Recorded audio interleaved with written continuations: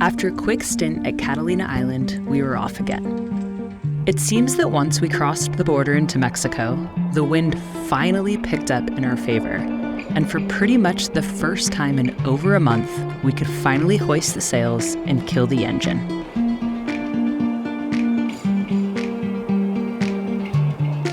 We had new crew on board, life was good, and we were fully enjoying every beautiful moment that Baja was giving us. Everything's alright with the violet sky on my skin. Ooh, baby, I feel high with the violet sky on my skin. Let me breathe deep, let me get away. There's no place else I'd rather be. Ooh, everything's alright with the violet sky.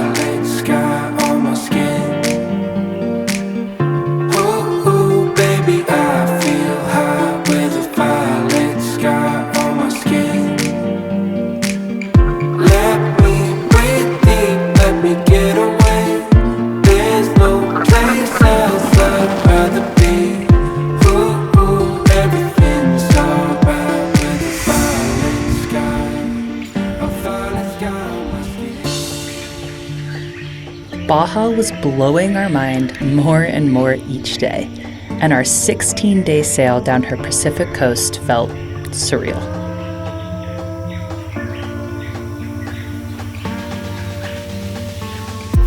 Where we thought there would be endless sand dunes, we instead found mangrove rivers full of wildlife.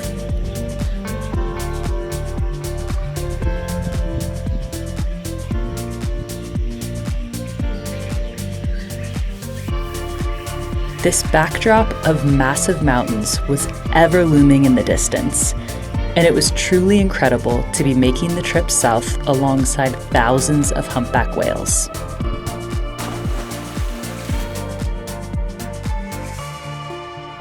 Downwind, baby!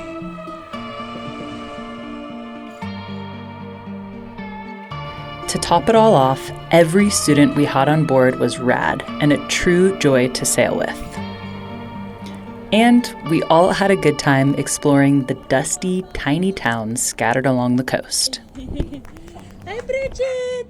Hi, Bridget!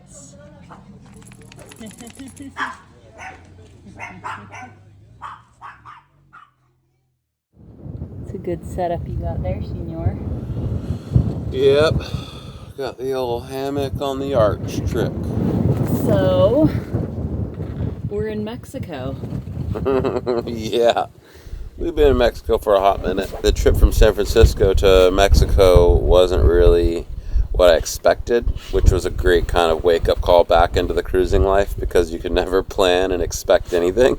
I mean, the crew that we've had so far have been incredible. Like, the bringing people aboard with Cruisers Academy is really, really fulfilling.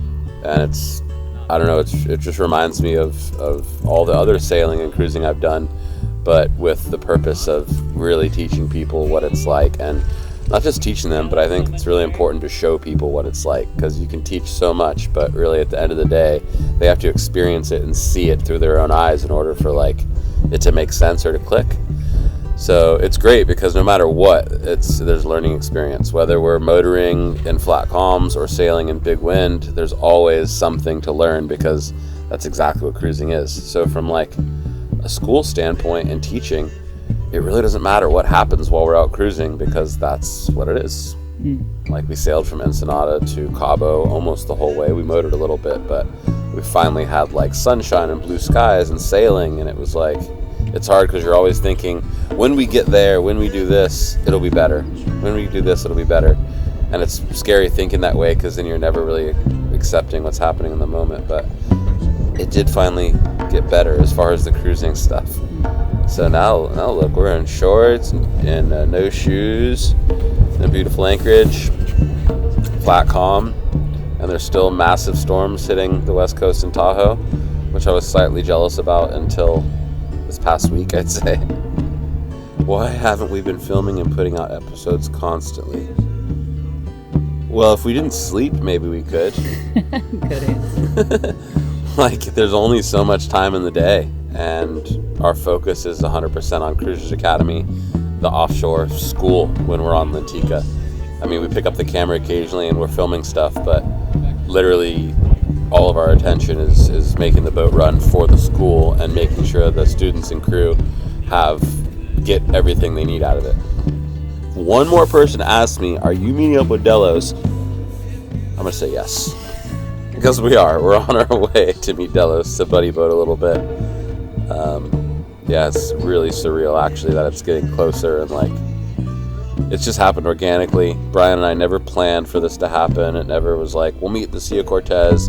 It just so happened that they were in the Sea of Cortez, and we had planned for a couple years to bring Lentica down here, and it's just the same season. So yes, I don't want to put like expectations or like make it a big thing, but inside it is a pretty big deal. Brian and I left from the coast of Mexico in 2010, so 14 years ago, as little novice sailors, not knowing what the hell cruising life was. And then here we are meeting up 14 years later on our own boats, with our own separate businesses, cruising, and yeah, just really, really grateful the way it's come full circle. Yeah. How has it been cruising with the dog? It's been, cruising with Sharky's been way more rewarding than it has been challenging. I guess I had this preconceived idea that having Sharky would be really difficult because Mexican street dogs have like a bad rap, and some can be gnarly and they can like be in packs, or that's exactly what I thought, but it couldn't be more from the truth of what we experienced in Baja, at least. Being able to have Sharky on board is just, I mean, the whole world's her playground, right? No matter where we go, she just brings a whole ray of sunshine to our world. Although the bed's not big enough for the three of us. Well,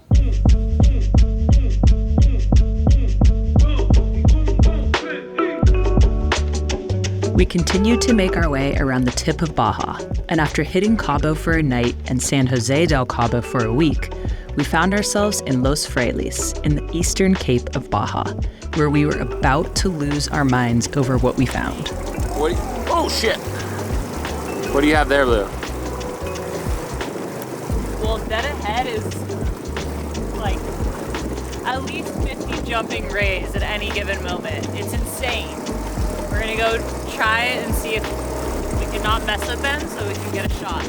So my plan is to go upwind of them, and then I will basically go into neutral and just drift back into their zone, so I'm not just motoring up, scaring them right away. And then we'll just kind of drift slowly into their worlds. What the fuck?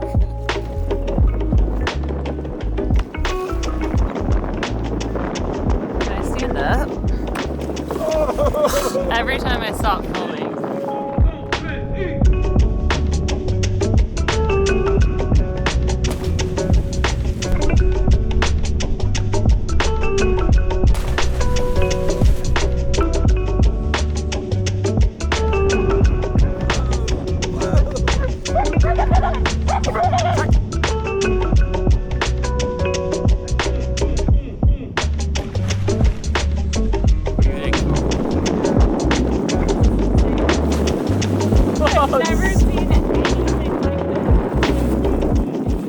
Speaking of things I've never seen before, once we made it around the Eastern Cape and officially into the Sea of Cortez, we had quite the scene waiting for us. We made it to Balandra.